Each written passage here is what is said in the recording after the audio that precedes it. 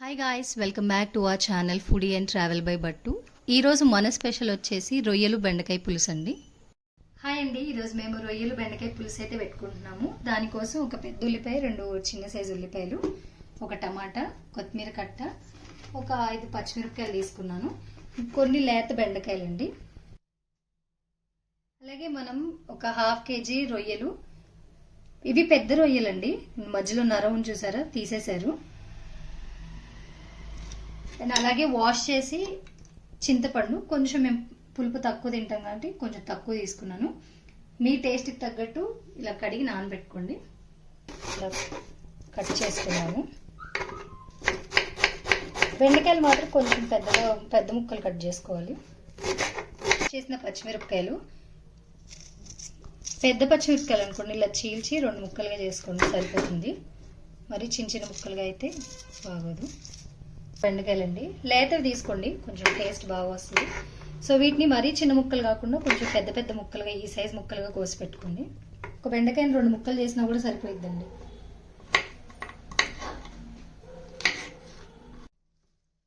కడిగిన కొత్తిమీర అండి, తరిగి పెట్టేసుకున్నాం, సన్నగా తరిగి పెట్టేసుకున్నాం.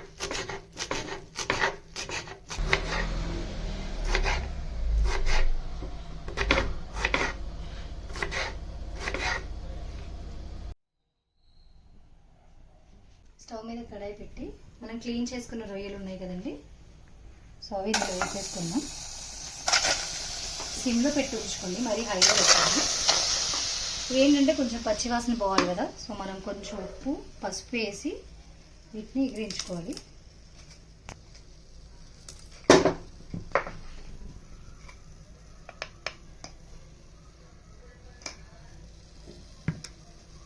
నీళ్ళు రావడం స్టార్ట్ అయింది కదా, ఈ వాటర్ మొత్తం ఎగిరిపోవాలన్నమాట రొయ్యలు.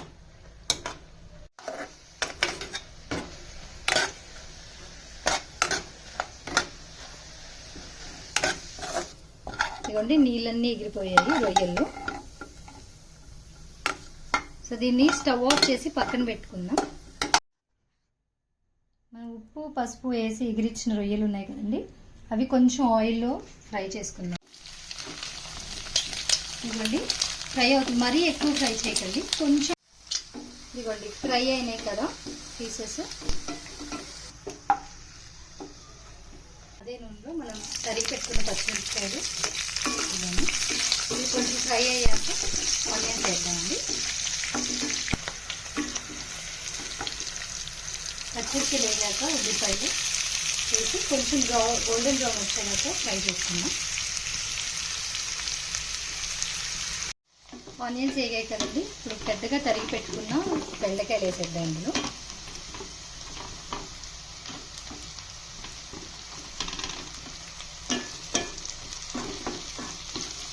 ఇది కొద్దిగా మగ్గాలండి. ఉప్పు, పసుపు వేసి మగ్గించుకున్నాం కదండి, కాబట్టి కర్రీలో కొంచెం సాల్ట్ చూసి వేసుకోండి. కొద్దిగా అల్లం వెల్లుల్లి పేస్ట్ వేసుకున్నాం, వేసి ఒకసారి మిక్స్ చేసుకున్నాం. బెండకాయలు అయితే చూడండి మగ్గిపోయినాయి. అల్లం వెల్లుల్లి పేస్ట్ కొంచెం పచ్చివాసన పోయేదాకా ఉంచేసి, మనం కట్ చేసుకున్న టమాటా ఉంది కదా, అది కూడా వేసేసుకున్నాం, కొంచెం మగ్గనిద్దాం. ఇది కూడా రొయ్యల్లో వచ్చేసండి మనకి protein, vitamin B6, omega 3 fatty acid, phosphorus, zinc, magnesium ఉంటుంది. కాబట్టి వీక్లీ వన్స్ ప్రాన్స్ అనేది ప్లాన్ చేసుకోండి మీ డైట్లో. మగ్గిపోయింది కదా, సో మనం ఎగిరించుకున్న ప్రాన్స్ ఉన్నాయి కదా, ఇవి వేసేస్తున్నాను. ఇందులో వేసేసి కాసేపు దీనిలో ఉంచండి. కుదిరినంత వరకు పెద్ద ప్రాన్సే ప్లాన్ చేయండి, ఎందుకంటే దాంట్లో నరం అయితే తీయడానికి ఆప్షన్ వస్తుందండి. చిన్న వాటికైతే ఆ నరం రాదనమాట తీయడానికి. దానివల్ల వాతం చేయడం మనకి ప్రాబ్లమ్స్ వస్తాయంట, హెల్త్ ప్రాబ్లమ్స్. కుదిరినంత వరకు పెద్ద ప్రాన్సే తీసుకోండి. ఇట్లా మూత పెట్టేద్దాం కాసేపు. పులుసు పోసేస్తున్నాను, ఒక్కసారి అలా ఊరికే కలిపేసి మూత పెట్టేద్దాము.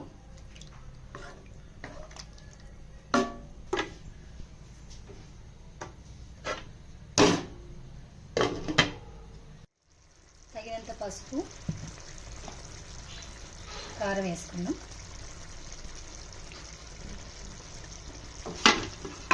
ఉప్పు కొంచెం టేస్ట్ చూసి కర్రీని ఆ తర్వాత వేసుకోండి. సో స్పూన్ పెడితే చితికిపోతే బెండకాయలు కాబట్టి ఇలా తిప్పుకుందాం కాస్త. ఇది వచ్చేసి మనం ఇంట్లో తయారు చేసుకున్న మసాలా పొడి అండి. ఇది కొంచెం వేసుకుందాం మనం.